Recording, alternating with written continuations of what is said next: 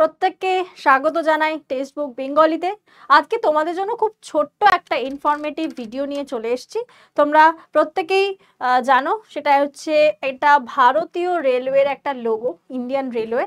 সেখানেরই যেটা তোমাদের NTPC exam হলো, এনটিপিসি যেটা আন্ডার গ্র্যাজুয়েট অর্থাৎ 12 পাশে যে এক্সামটা হয়ে গেল, সেই এক্সামটা রিলেটেড কিছু জিনিস নিয়ে তোমাদের সাথে আলোচনা করব।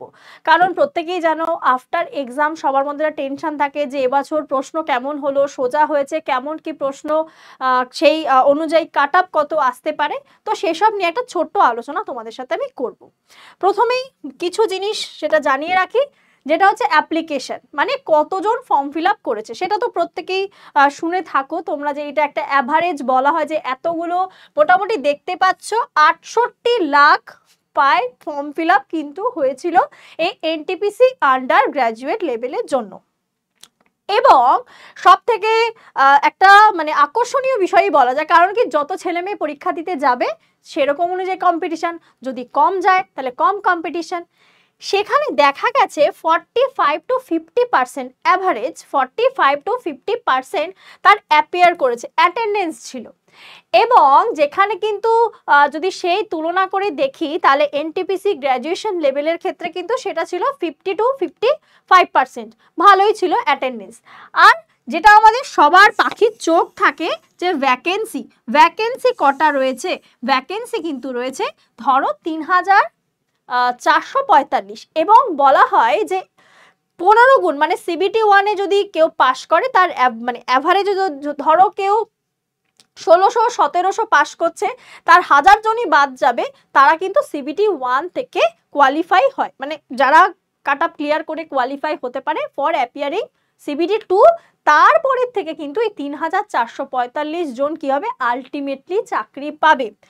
আর কিছু জিনিস কি, সেটা হচ্ছে যেই এক্সামটা হয়েছে সেই এক্সামটা জানো প্রত্যেকে 7ই আগস্ট থেকে শুরু হয়েছিল এবং 9 সেপ্টেম্বরে লাস্ট, প্রায় 19 দিন ব্যাপী পরীক্ষা চলেছে। এবং টোটাল 57টা শিফটে পরীক্ষা হয়েছে। নট অনলি কলকাতার বাইরে গিয়েও যদি দেখো তাহলে সেখানেও কিন্তু সব মিলিয়ে মানে শিফট তো তোমরা প্রত্যেকেই জানো যে 19 দিনে যে কটা শিফট পরপর হয়েছে সেই শিফট টোটাল হচ্ছে, তাহলে 57 রকমের পেপার, কিন্তু 57টা শিফটের আলাদা আলাদা পেপার ছিল। হ্যাঁ, কিছু টাইপ অবভিয়াসলি সেম ছিল। যদি এখানে দেখি কিছু ট্যালি করলে সেটা হচ্ছে ম্যাথ, তোমার তারপরে ছিল জিআই, যা আমরা বলি জেনারেল ইন্টেলিজেন্স বা রিজনিং যেটা বলতে পারো। ম্যাথের মধ্যে 30, এখানেও 30, আর তোমাদের জিকে জিএসএ ছিল 40। তো অ্যাভারেজলি যা শোনা গেছে তার মধ্যে ম্যাক্সিমাম জনই বলেছে রিজনিং খুবই সহজ ছিল। ম্যাক্সিমাম ক্যান্ডিডেট 30টা করতে পেরেছে, ম্যাক্সিমাম শিফটেই কিন্তু সহজ ছিল রিজনিংটা। আর ম্যাথও অ্যাডভান্স বাদ দিয়ে যদি দেখা যায় তাহলে মোটামুটি 20 to 26 যারা একটু ভালো পড়াশোনা করে গেছে তারা কিন্তু ওই 20 to 26টা পেরেছে, মানে এমন কোয়েশ্চেনই কিন্তু ছিল মিক্সড। আর জিকে জিএস এর মধ্যে কিন্তু কারেন্ট অ্যাফেয়ার্সের খুব মানে কি বলবো, আর্টিকেল থেকে বলো বা বেশ ভালোই ঘুরিয়ে ফিরিয়ে প্রশ্ন দিয়েছে, সায়েন্সের থেকেও কম বেশি রেখেছে প্রশ্ন।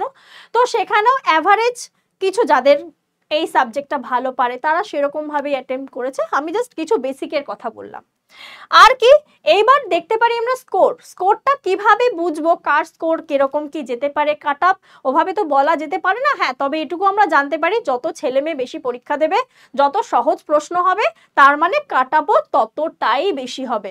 কিন্তু যদি ভ্যারি করে দেখি, জোন ওয়াইজ আছে কোন জোনে, কারণ অবশ্যই আমাদের কলকাতা যেটা ইস্টার্ন, ওয়েস্টার্ন, সাউদার্ন যে সমস্ত আলাদা আলাদা রিজিয়ন রয়েছে সেখানে স্কোর কিন্তু সেরকম আলাদা আলাদাই উঠবে। আর অবশ্যই শিফট, কারণ এটা ভীষণ ভ্যারি করে কোন শিফটে কত মানে ভালো, কোনো শিফটে কিছুটা মডারেট এসছে, কোনো শিফটে খুবই সহজ এসছে। তুমি এটা ভেবো না তোমার প্রশ্ন সহজ হয়েছে আরেকজনেরটা মানে কঠিন হয়েছে তুমি এগিয়ে যাবে, বাট সেটা কিন্তু আটকায় কোথায়, সেটা হচ্ছে নর্মালাইজ যখন হয়।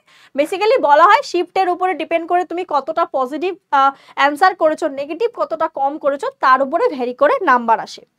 আর কি আসে হচ্ছে কোয়েশ্চেনে ওই যে বললাম প্যাটার্ন বা ধরন, কতটা ইজি প্রশ্ন দিয়েছে, কতটা হার্ড প্রশ্ন দিয়েছে, কতটা তুমি অ্যাপিয়ার করতে পেরেছো, মানে বিশেষ করে পজিটিভ এবং নেগেটিভ মার্কিং এটা ভীষণভাবে কিন্তু ইম্পর্টেন্ট। তারপরে কি ভ্যাকেন্সি, ভ্যাকেন্সিটার এভারেজটাও দেখতে পেলে, সেটাও আগে বলে দিয়েছি। আর হচ্ছে অ্যাটেম্পট, তুমি কটা অ্যাটেম্পট করে আসতে পেরেছো এবং তার মধ্যে কতটা তুমি অ্যাকিউরেসি রেখেছো। তো এইগুলো কিন্তু তোমার স্কোরের উপরে ভ্যারি করছে আগের বছরের তুলনায়।